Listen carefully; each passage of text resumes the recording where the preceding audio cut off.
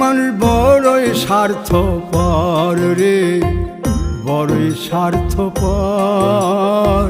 বুকের মাঝে জায়গা দিলে যতন কইরা ভাঙ্গে রে অন্তর। মানুষ বড়ই স্বার্থপর রে, বড়ই স্বার্থপর।